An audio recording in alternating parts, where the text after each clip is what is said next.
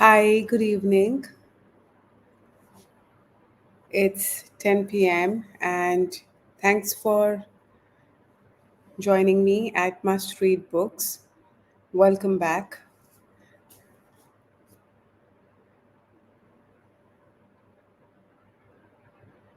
I'm just trying to get all the technical issues in place.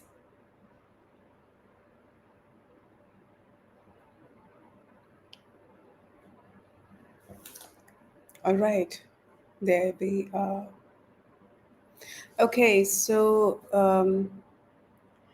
is 28th of May. It is day 6 of my book reading session, and it has been a very hectic day since morning.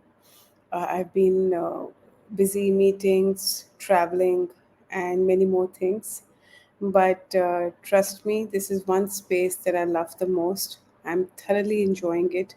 It's something that I'm passionate about. And so here I am, tirelessly back again with you, with my audience, on Must Read Books. So before I start with our book, No Regrets by Kaveree Bamzai, I also want to introduce you to another book, this one. It's The Daily Stoic. It's a book that was gifted to me recently. So it's like every day there is a page which has some wisdom for you. So, as on 28th of May today, the wisdom that this book has to offer is the first two things before acting. And I want to read this before I start No Regrets. The book is by Ryan Holiday and Stephen Hanselman. Okay, so this says that the first thing to do, don't get worked up, for everything happens according to nature of all things. And in a short time, you'll be nobody and nowhere. Even as the great emperors had reigned and Augustus are now. The next thing to do, consider carefully the task at hand for what it is, while remembering what your purpose is to be a good human being. Get straight to doing what nature requires of you and speak as you see most just and fitting, with kindness, modesty, and sincerity. This is by Marcus Aurelius. Imagine for a second what Marcus' life as an emperor must have been like. He would have presided over Senate, he would lead the troops in battle, direct the grand strategy of the army as its highest commander. He would also hear appeals from citizens, from lawyers, from foreign governments. In other words, like most people in power, he has called on to make decisions all day, every day, decisions after decisions. And his formula for decision making is a battle tested method for doing and acting, right? Literally, which is why we ought to try to use it out ourselves. First, he says, don't get upset because that will color your decision negatively and make it harder than it needs to be. So, when you're upset, don't make any decision. Two, remember the purpose and principles you value the most. Running potential actions through this filter will eliminate bad choices and highlight the right ones. So, your purpose and your principles, keep that in the highest order. Don't get upset, do the right things. That's it. So, this is coming from someone who is very busy and who has to do a lot many more things as well as more important things, I suppose. So, decision making, especially for leaders, it's never been easy, but everybody finds a way out, and everybody has a way of eliminating and selecting. So, back to Kaveri Bamzai's No Regrets. For those who did not join me earlier, this is not a self help book. It's a book that tells us what not to do, what to remember, and what to forget. From being a mother to lessons learned from our own mothers, managing money to marriage, coping with pain and anger, to taking ownership of our health and growing old. Kaveree Bamzai, first woman editor of one of India's largest news magazines, a wife and a mother of two boys and two dogs, tells us how to live a guilt free life with a little help from a host of highly accomplished women. While sparkling advice from Naina Lal Kidwai, Ariana Huffington, Sudha Murthy, Smriti Irani, Twinkle Khanna, Sania Mirza, among others, No Regret is the go to book as we fumble and stumble through life. I have already covered most of these accomplished ladies, and the last time I was at a chapter talking on marriage. So, this is, I think, and then there was a chapter also on anger, laughter, leaves, lines. Or have I not talked about marriage? Okay. So let me continue because we did not complete the whole chapter last time. In fact, I think it was more than an hour. I'm going to go a bit slow today. Uh, I'm tired, to be honest. But I love doing this, so I'll just walk you through the book. One particular evening will always be a memorable for Das. Her son and she disagreed on something, and she could see him getting visibly upset. She reminded him of their promise. He thought for a second and then, putting his fist one on top of the other, as if to build a tower, he said, "If I get angry and you get angry, then I get angry. It will just escalate. But if I hug you, then all the anger will just come crashing down." She was amazed by his visual analogy, his instinctive understanding and articulation, and the use of the word escalate. He had found the perfect solution to any aggressive interaction. One person showing affection will always disarm the other. Now, when she gets angry, those little hands, one palm hugging the fist of the other, flash in front of her and remind her of how to melt her anger away. For far too long and often, she says, righteousness has been associated with anger. When we are convinced of the rightness of our action, we justify the anger. And there is always an inadvertent power play and virtue signaling. More so, as parents, we feel an even greater sense of entitlement with our children.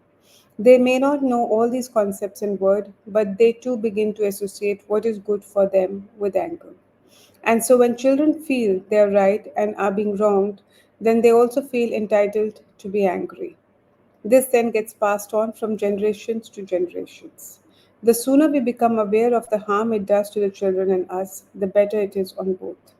Dealing with anger with child has helped us introspect her social engagements too. And when I'm saying Das, I mean the famous actress Nandita Das. It is very much possible to passionately commit to cause we care for without seeing them as battles to be fought. We are becoming increasingly bloodthirsty, lynching, corporal punishments, road rage, and a growing demand for the death penalty. Violence begets violence. No lasting justice has been achieved this way. Anger is a slippery road to violence, and a violent world is the last thing we want to leave behind for our children. For me, laughter works best in combination with anger. If you are laughed at, sniggered at, scoffed at, well, then the best way to respond may well be to mirror those responses. This means not only to acknowledge one's anger, but also embracing it. And I don't mean in a haha, I'm so funny way. It has taken me some time, but I have realized that humor is the only way to handle my anger. I'm not a stand up comic, but I have over the years developed enough experience to laugh at myself and my anxieties. It's not just a cosmetic exercise, but not only because I fear worry lines, both anger and laughter leave lines on your face. And in my view, waking up wrinkled is vastly better than looking like your head belongs to a dead person. It also allows for truth to be told in cultures which puts political correctness above all else. It isn't easy. Historically, women's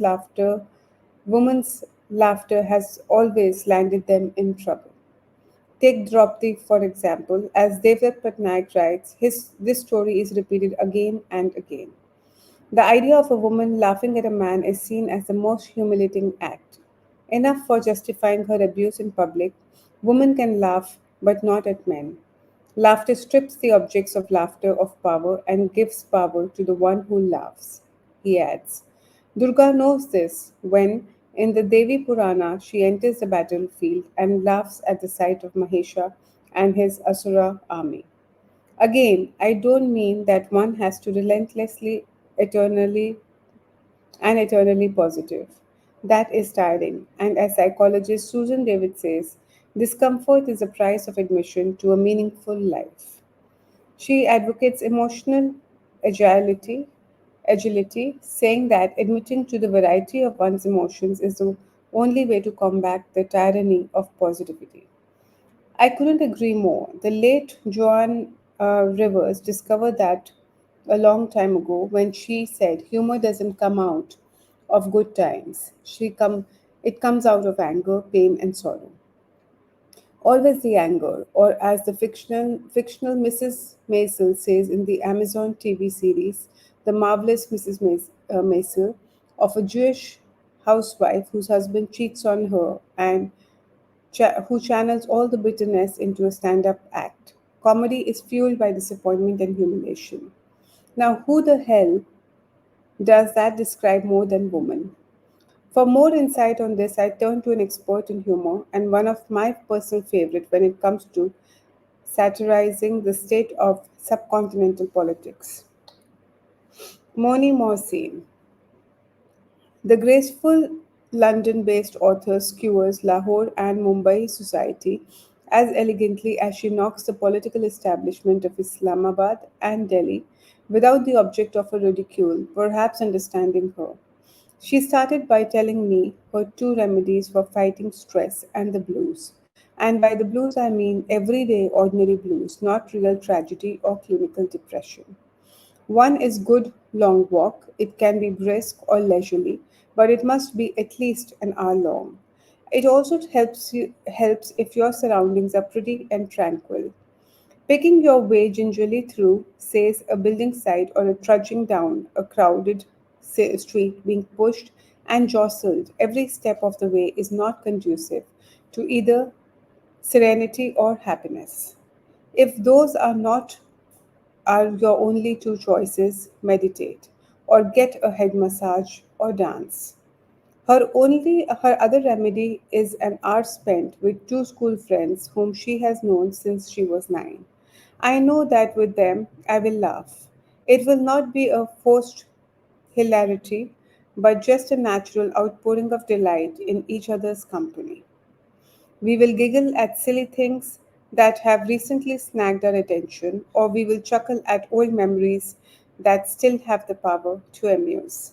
Or if we are lucky, one of us will relate an incident that will have the other two quacking with laughter. All I know is that after that hour, I have been rebooted and things will be looking again. Mohsin's top 5 reasons for keeping ourselves in good humor no matter what the circumstances. You will feel lighter, younger, freer, and more able. Life will suddenly feel full of possibilities, and the world will seem nicer, warmer, and lovelier. You will look more attractive. Miserable gets seldom pull, and if you're worried about lines, you're going to get them anyway, so might as well have a giggle. Go on. I'm told it even has physical health benefits, in that it lowers blood pressure and makes the old glands shoot out happy hormones or enzymes, whatever, which in turns do all sorts of wonderful things to your body, like making your skin glow, your eyes sparkle, and your hair thicken. On your head, not your body, of course, and your popularity will soar. So I accept that relentless good humor can get a bit trying, but honestly, who do you rather spend time with? Trigger or eyesore? Well, thought so. And you'll have more fun. End of. Bus. So humor is important. In fact, I would say that whenever you are, even if you are looking for a life partner, or you're looking for someone to work with, um, it's important to have a person with good humor, good sense of humor.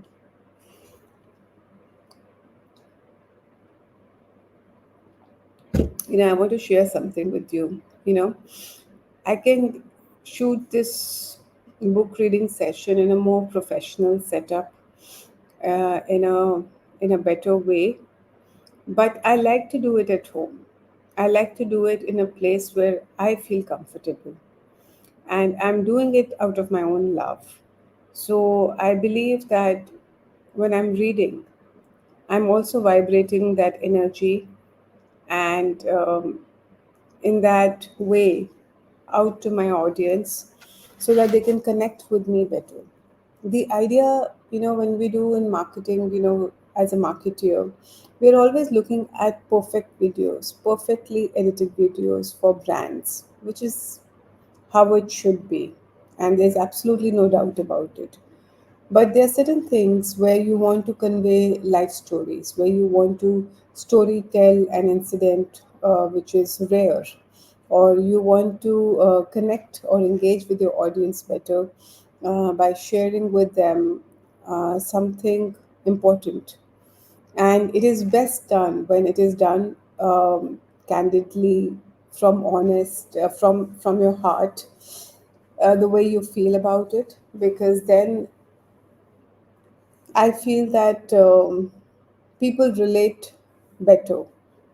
And so, which is why, I'm still contemplating whether I should uh, go out and make this into this perfect 10 on 10 kind of a video, which perhaps will be the need of the hour if this session gets a sponsor tomorrow. But until then, I'd like to just keep it the way it is. So back to my reading, and the chapter 12 is about know your pain. And I keep saying that Kaveri has touched upon so many facets, so many things that we as women go through. And I would like all women folks out there to please buy this book and read it yourself. And it's quite good actually. We have an odd relationship with loss. We know it will come, and yet are unprepared for it. It can come as death, permanent, a black hole of grief from which it can take years to emerge. And as Joan Didion says in her remarkable The Year of the Magical Thinking, as naked, invisible, incorporeal. I read the book in 2005, the year after my father died, after 3 short months of illness, and it seemed to have been written for me. Grief, she writes, turns out to be a place none of us know until we reach it. We anticipate, we know that someone close to us could die, but we do not look beyond the few days or weeks that immediately follow such an imagined death. We misconstrue the nature of even those few days or weeks. We might expect, if the death is sudden, to feel shock, and we do not expect the shock to be obliterative, obliterative, dislocating to both body and mind. Indeed, my father had prepared us for his death, setting his papers in order, transferring the house to my mother, ensuring he had enough adequate sum every month to live on. She had, and even telling us he had no interest in surgery. I have had a good inning, he would say, and I have no intentions of living a half life. I didn't know it till I didn't know it then because Atul Gawande was still to write his magnificent Being Mortal, Medicine and What Matters in the End. But my father was trying to maintain the integrity of his life to avoid becoming so diminished and so dissipated or subjugated that who he would become would be disconnected from who he was or who he wanted to be. Even as I write these words, I feel the tears running down my cheeks. It's been 15 years since my father passed on, but the sorrows run deep. As Didion writes, grief has no distance, grief comes in waves, para- paroxysms, sudden apprehensions, that weakens the knees and blinds the eyes and obliterate the dailiness of life. But these are but there are other losses, a loss of what could have been. A child goes who goes astray, a marriage that becomes undone, a person you thought you could have been. That grief is goning, devouring, all consuming. In its impermanence, its man madness, so to speak, its possibility that may never be fulfilled. Life doesn't always prepare us for disappointments, doesn't give us coping mechanisms for what might have been, doesn't give us the steel in the spine to take that blows and still carry on. But those are skills we absolutely have to learn. It takes practice, like all skills, but it is like an extra artery your heart needs to develop. So that when the time comes, it starts pumping to accommodate trauma, the sadness, and the misery. There are many who have done an admirable job of developing this. I have seen my mother, a mere 62 years of age when my father passed on, living on her own, building the capacity to absorb loneliness, filling it with politics, spirituality, just the daily business of survival. I have seen my older boy go through a difficult phase since he was 14 in a battle that never seemed to end, being transformed into someone completely different from a cheerful little thing he once was. I have seen relatives losing their homes in what was once Kashmir, becoming shadows of the jolly aunts and uncles once were, gathering once every summer till January 1990 for reunions that went from picnics in Chashmashai to trips to Kheer Bhavani. I think today, when I'm also feeling a bit low and tired, this is the right chapter that I'm on. And, know your pain needs that empathy, needs that understanding. So, bear with me, my speed, even if I slow down. And just pay attention to what Kaveree has to say because it is so meaningful. Understandably, I'm drawn to books that acknowledge that pain is integral to our lives. In the posthumous memoir, When Breath Becomes Air, What Makes Life Worth Living is the Face of Death. Paul Kalanithi, a surgeon diagnosed with cancer, writes that life isn't about avoiding suffering. In the last lecture, Randy Posh writes, it's not how hard you hit, it's how hard you get hit and keep moving forward. Posh, an American professor of computers, was 46 when he was told that he has pancreatic cancer. A year later, he was given between 3 and 6 months to live. In the event, he died at 47, but not before he wrote a book that is a testament to the beauty of life and how to live it. Posh wrote, it's not about how to achieve your dreams, it's about how to lead your life. If you lead your life the right way, the karma will take care of it. The dreams will come to you. And I just want to say, you know, many a times, whenever there's something around death, there is a direct or indirect link or an example to do with cancer. And cancer nowadays, in the science, has really made remarkable progress as far as treatment is concerned. A lot of people get cured, and a lot of people are absolutely fit and fine. And I'm talking about cancer survivors. So I don't know why, but why cancer comes up back again and again. But if you are reading this book and if you or someone in your family has cancer, please don't feel low, and start taking this very seriously that something bad is going to happen, because there's a lot of hope now for cancer survivors. And let's pray and for all the cancer survivors to recover well and recover fast. We have to embrace the trauma and find ways to live with it, not conquer it, but to coexist with it. My interviews with women who have suffered some form of grievous loss, or others were illuminating and inspiring. Like the very wise and a very calm Senior Vice President, DLF Luxury Retail and Hospitality, Dinaz Madhukar, who told me almost in passing how she had lost her son to a motorcycle accident in 2008 when he was a little over 17 years old.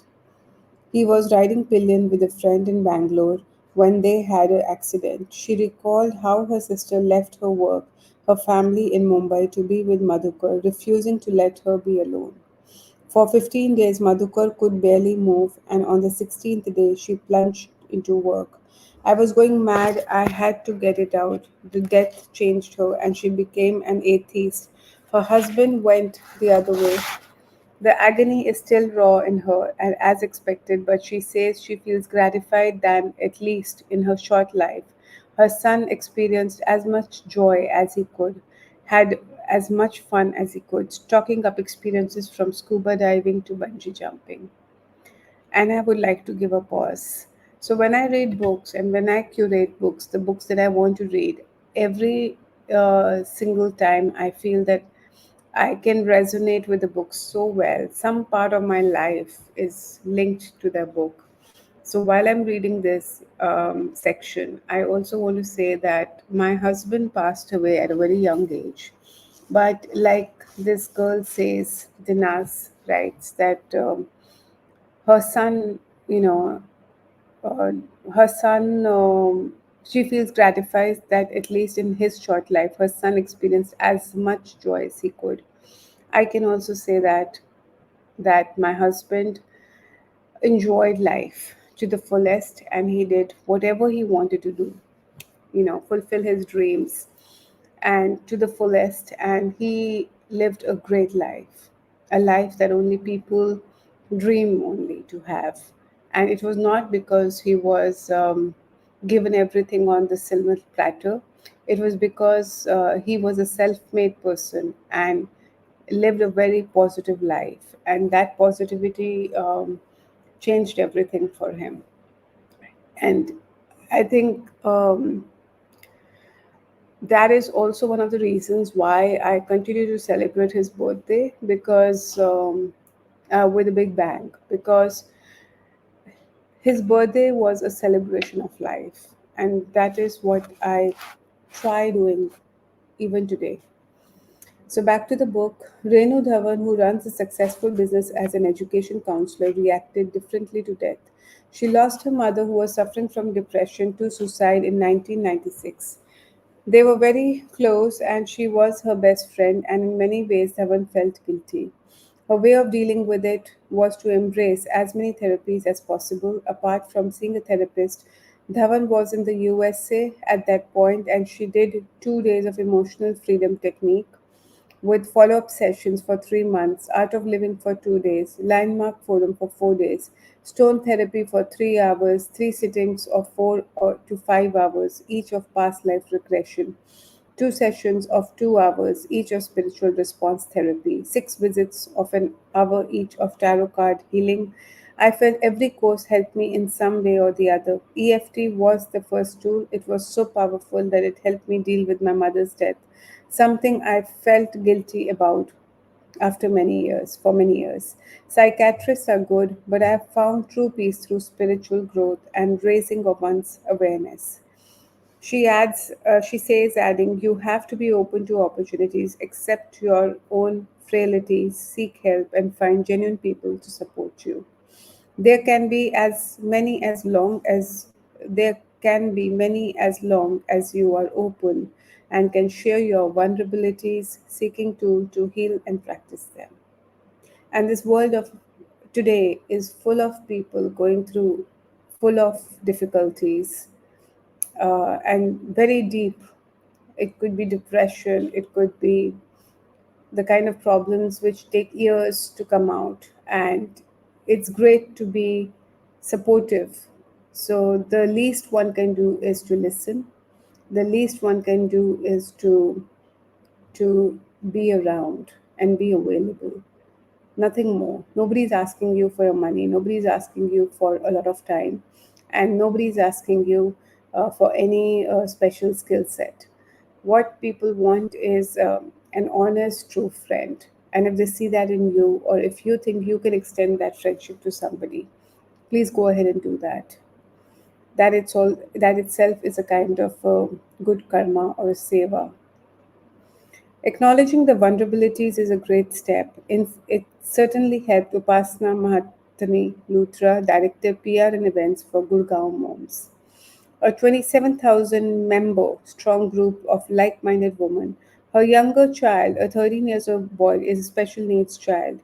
He is on the mild spectrum of Asperger's and has sensory needs, but seeing her at work, which also includes being president of Gurgaon Moms Book Club, you would never guess.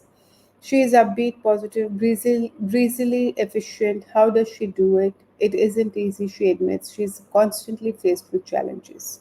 Frustration at not knowing how to help my child, being overwhelmed when I feel I have not done justice to both children, feeling burdened that my older daughter Nritu gets overshadowed by Nanak, and being initially embarrassed at the public antics like he would suddenly start flapping or rubbing his head. Now I don't care. He's my child and he's different. To hell with how the world perceives that, realizing that I have to give my children all the possible love I can, and they need to know that they come first for mom no matter what. At every point in this journey of tears, we have to tell ourselves not to let the sufferings overwhelm us. Practicing gratitude helps, as Radhika Chopra Anandan, art collector and founder of the luxury tea brand Number 3 Clive Road, quotes Maya Angelou. We delight in the beauty of the butterfly, but rarely admit the changes it has gone through to achieve that beauty. She has a unique perspective because at the age of 14, she was told that she would never walk again. And a difficult experience at any age, but particularly as a teenager just starting to dream a life. Ananda goes on, and today, during my morning run in Nehru Park, I am fortunate to reflect on my journey, one that has lessons in both physical and emotional perseverance. We all have a story that we have lived that shapes us into a person we are meant to be.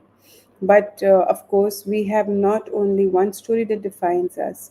I feel an immense sense of gratitude at this age, not only for overcoming personal challenges, but finally becoming comfortable and confident in myself, knowing that in the next 40 years, there will be more stories to tell. At 14, giving up was not an option even when she was involved in a car pileup near her home in New Jersey that left her neck shattered. Paralyzed from neck down, she spent a year learning to walk again and had to start writing with her left hand. And that same year, Anandan graduated as a valedictorian of her high school class. How did Anandan do it? Patience and perseverance. And an incredible, persistent mother who kept me going, taking me from one therapy session to another to make sure that I would achieve everything I wanted to achieve from Wesley to Harvard and future ahead. It was those years of fighting and pushing ahead, and more importantly, watching my mother that has shaped me into a woman and mother I am today. There are so many lessons from that experience, but there are three that is relevant to my life today. So first, it's never too late to start anything. I have a framed card on my office desk, those of one of the quotable quotes cards that I found in New York 4 years ago and had framed as a reminder. It simply says begin anywhere. Such simple advice that sets me on a path to change. I used it as a guiding principle when I wanted to start running, something I could not since I was 14. Remembering the quote, I started with just 5 minutes and then 10, and then months later, I was running 30 minutes twice a week. I love the sense of achievement, but it didn't happen overnight. I had to start with those 5 minutes. I used the same principle when I decided to become an entrepreneur. I began with the idea and the name for the brand and simply started. So much like me. So much I am like her. Don't allow people to judge you. There will always be a marathon runner or a yogini in your world who makes everything seems effortless. Remind yourself that it is a struggle for everyone and you don't have to prove anything to anyone except yourself. Running isn't about keeping up with the next person, it's just about you and the road ahead. I remind myself that with almost everything I do, whether it is on number 3 Clive Road or my involvement with art, focus on yourself and your family, and everything else will follow. You can have good days and bad days, but remember that life is an upward progression. I have had many therapists and personal trainers who have motivated me along the way, and I have learned so much from them. But this one I always will remember. Life is a graph that looks like a defeat outside, but is a data point of an upward trajectory. So be good to yourself and give yourself credit for showing up. During my morning run, there are days when I stumble, I fall, but I'm back the next week to try again. Overcoming loss needs self-care, both of which don't come naturally to women. In fact, not everyone can overcome a sudden death of a titan of a spouse and carry the company to greater heights, all the while tending to an immediate and extended family with attention and affection. But then Jyotsna Suri, who is no ordinary woman born into the hardy Punjabi family, had remade its fortune in post partition Delhi. She graduated from Miranda House at 16 only to set off as a solo tour for Europe.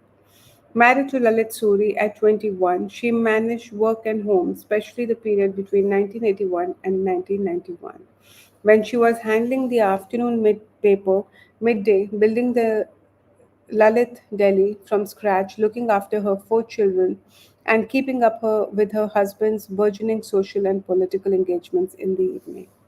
By the time she felt her work was easing, fate intervened and Lalit had a heart attack in London casino in 2006, and in a flash her whole life changed. She was left to bring the body home on the advice of her late husband's friend, soon took over the company as chairperson after convening a board meeting to avoid rumors of sellout. In those dark days, she remembers work as her only solace. I didn't wear a watch. I would eat when I was hungry and sleep when I was tired. I didn't sleep in my room for 2 years, and one of my daughter made sure they stayed with me. Work kept me going on and allowed me to overcome my grief. I couldn't take Lalit's name without crying. It took me 2 years to get my bearing. Those 2 years were critical for the company, propelling it on a growth path. Bharat Hotels had 6 hotels in 2006 when she took over as a chairperson and MD, and now the company has 14.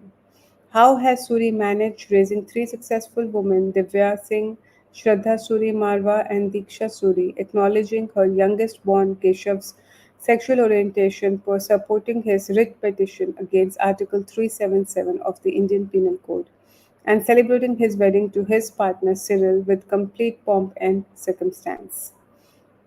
It was very important for me. I wanted the world to know that Keshav is not a stereotype. He is talented and courageous, and I wanted to throw open the doors and windows of orthodoxy and old fashioned convention.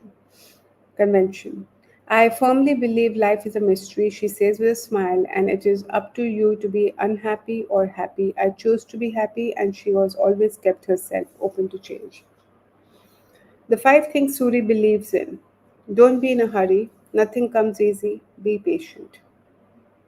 Don't lose your cool. The only way to overcome a crisis is by retaining your tempo. Don't let anyone make you feel weak. People around you can be patronizing, can assume you are not capable, think you won't be able to cope. Don't believe them. Trust yourself and never be a victim. Become thick skinned. Not many people are, and some people are. People are only too willing to come around and give you feedback. Don't let anyone derail you or throw you off your chosen path. Make your work your guru or your guide. In the 2 years after I lost Lalit, my work was my religion, my overriding passion, and whatever I did was focused around my work. I knew I have to make a success of things, and for the sake of my husband and for my children, I couldn't let them down.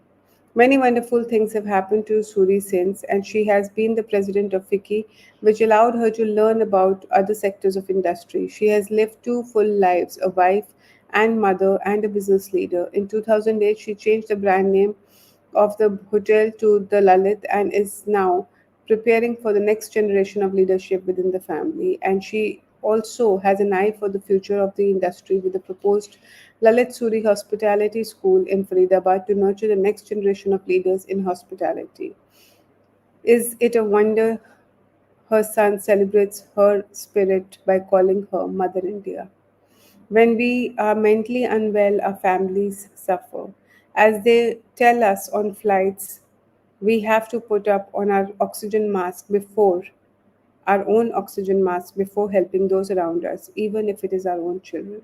Otherwise, how will you teach your children to cope with sorrows which they will inevitably suffer if we don't do it ourselves? How can we inculcate in an empathy if we don't show how emotions affect us? How can we communicate to them the sheer joy of living if they don't know what death is? At a fairly early age, I understood what tragedy was. And when I was 10, my father lost his younger brother, who, by virtue of being younger by 13 years, was almost like his firstborn child. It was a motorcycle accident that remained shrouded in mystery. My uncle, a former philosophy lecturer at St. Stephen's College, was recruited by RAW Raw at the height of its power under the legendary spook Ramnath Kao. 2 years later, my father's brother in law was electrocuted, leaving behind a young widow and their three young children. I remember being woken up by my father in the middle of the night and being told what happened and why our lives were going to be disrupted over the next few months.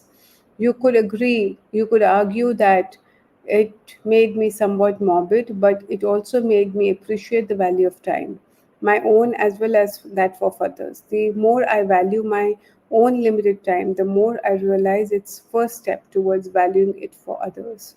It makes me thankful to be alive to ensure that happiness of those around me. As Oliver Sacks, the neurologist who died in 2015 within months of complications of ocular cancer, wrote in this incredible epitaph, gratitude, I have loved and been loved. I have been given much and I have given something in return. I have read and traveled and thought and written.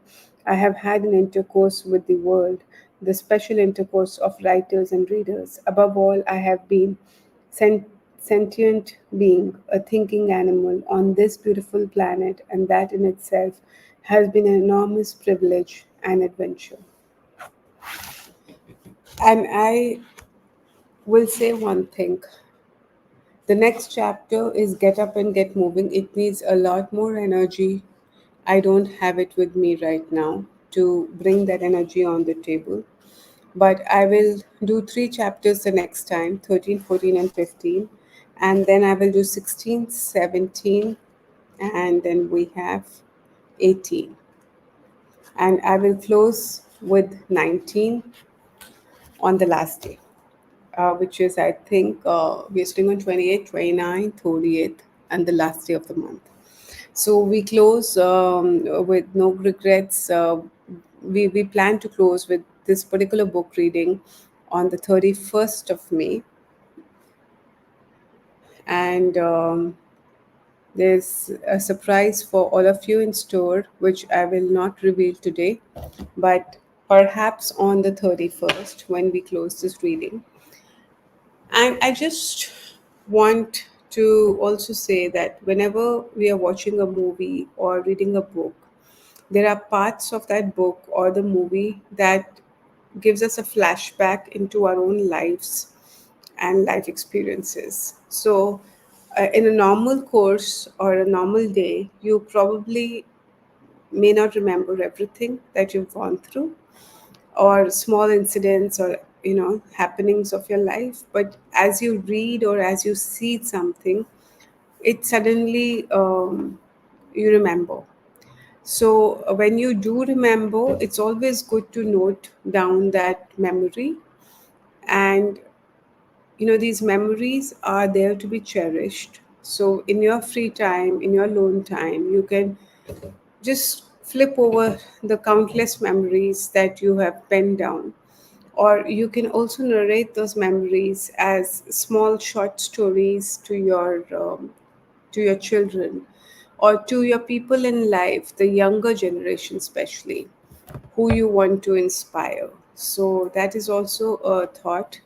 And the second thought is that, like, one of the accomplished woman in the book, in the chapter I just read, spoke about how she just started the brand. She had an idea and she started the brand. And that's how it happens with most of the entrepreneurs.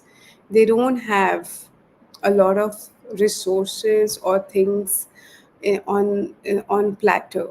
It just starts with an idea, and therefore ideas that work or are behind successful brands are very expensive ideas. So don't undermine the ideas, and sometimes you may have to pay for those ideas. So when you it's a humble request to all those people who are seeking out for marketing services, especially when you go out seeking for ideas on, whether it is content marketing strategy, or it is a brand strategy, or it is social media marketing strategy.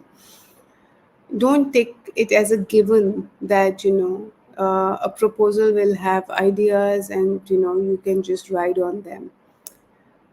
You have to be a paying client first, and then the ideas will come to you, and it is up to you to select or eliminate those ideas and ask for more.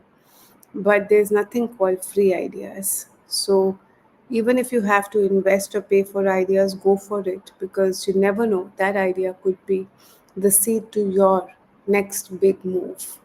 So on that note, um, I'm winding up for today, and have a good sleep, and think positive. Think that life will bring many surprises and many good things.